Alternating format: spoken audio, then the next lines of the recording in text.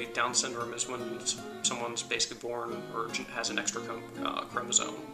And the only symptom I know for certain is basically a mental handicap. And I know there are physical effects as well, but I'm actually not sure exactly what those would be. A mutation in an allele, and therefore it causes a lot of mental retardation, deaf and dumbness, and a lot of congenital facial differences compared to what we consider the norm.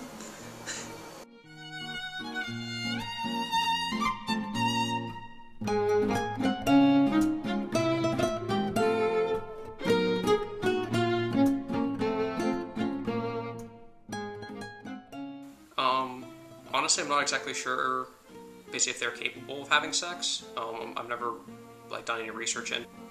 Well, I mean, I don't know if they can or can't, but I don't believe that they should be limited as to whether they can or can't. Both of the parents had Down syndrome. I think it'd be very hard to. But if one, I think they could balance it, because obviously to love someone who has Down syndrome is obviously a very good, kind person in general anyway, so I think they'll have the patience to bring up a child alongside the partner who has Down syndrome.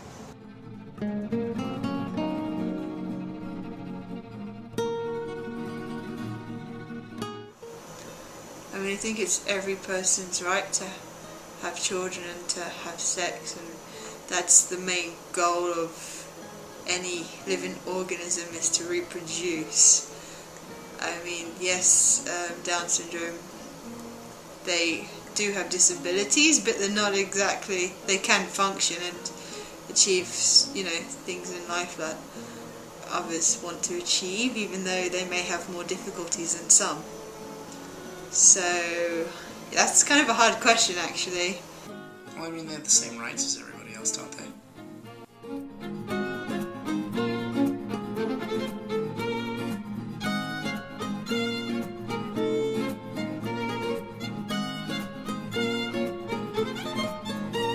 To be honest, it kind of reminds me too much of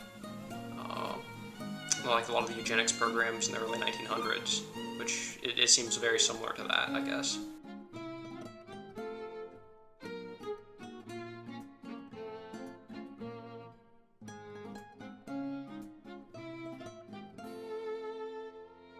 That's just taking the rights away from any human being, even if they have Down syndrome or whatever they have, other disabilities. I think it's every human's right to be able to reproduce.